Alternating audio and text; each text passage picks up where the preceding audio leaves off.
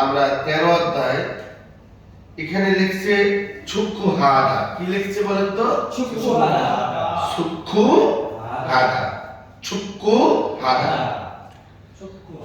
আমরা জানি সিউত শব্দের শুরুতে ডাবল ছয়ের মতো উচ্চারণ হয়, পাতার যুক্ত হয়, আর ঘিউক পাচ্ছেন পর ঘিউক আসছে তাই ডাবল ক। এই আলোচনাটা আমরা আগে করেছি। এখন যেটা করবো সেটা হলো এখানে লিখলো চক্ষু হাদা মানে ফুটবল খেলা। আবার এখানে লিখলো থাক্কুরুল সিদা। কি লিখলো? থাক্কুরুল সিদা। আবার এখানে লিখলো, এবার আমরা দেখতে পাচ্ছি এক এক জায়গায় এক এক লেখা। তাহলে এটা সহজে বোঝার উপায় কি? আবার একটু আগে দেখলাম যে ছাজাঙ্গরুল থাদা। কি দেখলেন? ছাজাঙ্গরুল থাদা। ছাজাঙ্গা মানে হলো বাইসাইকেল। এই যে এখানে পড়ে এসেছে একটু আগে। নেক্সট পেজে স্যার, নেক্সট অধ্যায়ে। এখন খেয়াল করেন, গভীর মনোযোগ।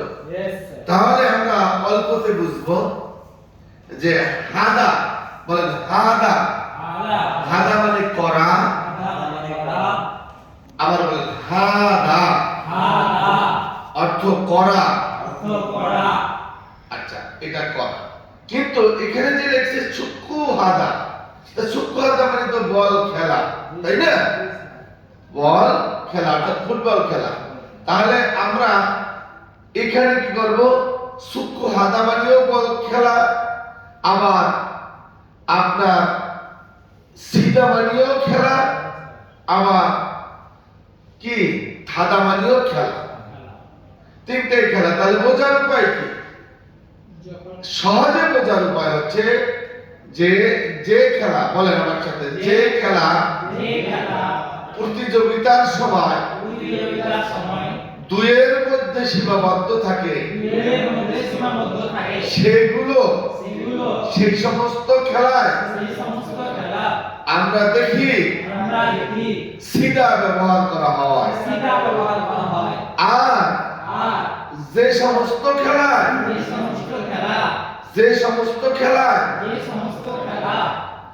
দুইয়ের অধিক প্লেয়ার প্রতিযোগিতার সময় খেলে সেই সমস্ত খেলায় হাদা ব্যবহার করতে দেখা যায়। আর কোন কিছুর উপরে আরোহণ করে, অর্থাৎ কোন কিছুর উপরে উঠে বা আরোহণ করে যদি কোনো মানুষ বা কোনো কিছু চড়ে কোথাও যাতায়াত করে অথবা খেলাধুলা করে, যেমন সাইকেলের প্রতিযোগিতা হয়, তারপরে হয়, তারপরে জুতা আছে, জুতা আপনার যে উন্নত হওয়া অথবা আপনার জি এই ধরনের জুতা আছে যেগুলো খেলাধুলা করতে ব্যবহার করা হয়, সেগুলোতেও কি হবে? থাদা। তাহলে এখন আমরা বলতে পারি যে খেলা দুইয়ের অধিক লোক প্রতিযোগিতায় অংশগ্রহণ করে খেলে সেই সমস্ত খেলায় থাদা ব্যবহার করতে পারবো। আর যে সমস্ত খেলায় দুইয়ের অধিক নয়, দুইয়ের মধ্যে সীমাবদ্ধ, অর্থাৎ এই পাশে দুইজন ওই পাশে দুইজন অথবা একজন এই পাশে একজন ও পাশে একজন, যেমন টেবিল টেনিস, তারপরে আপনার এই র‍্যাকেট যে অফ কোর্স এই ধরনের খেলাগুলো আমরা কি করতে পারবো? সিদা ব্যবহার করব। এখানে লেখা আছে, উদাহরণ আমরা দেখবেন কোনটায় হাদা আছে কোনটায় সিদা আছে। এরপরে থাদা যে কোনো কিছুর উপরে আমরা চড়ে বা আরোহণ করে খেলাধুলা করি অথবা কোথাও যাতায়াত করি, যাই করি না কেন, এই যদি কোনো কিছুর উপরে চড়ে, সেটা বিমান হতে পারে, সেটা বাইসাইকেল হতে পারে, সেটা বাস হতে পারে, সেটা জুতা জাতীয় কিছু হতে পারে, উন্নত দেশে বিমান নিয়েও তো খেলা হয়েছে। যে কোনো কিছুর উপরে আমরা চড়ে বা আরোহণ করে যদি কোনো খেলা খেলি অথবা যাতায়াত করি, সেখানে আমরা থাদা ব্যবহার করব। আমি কি বুঝাতে পেরেছি?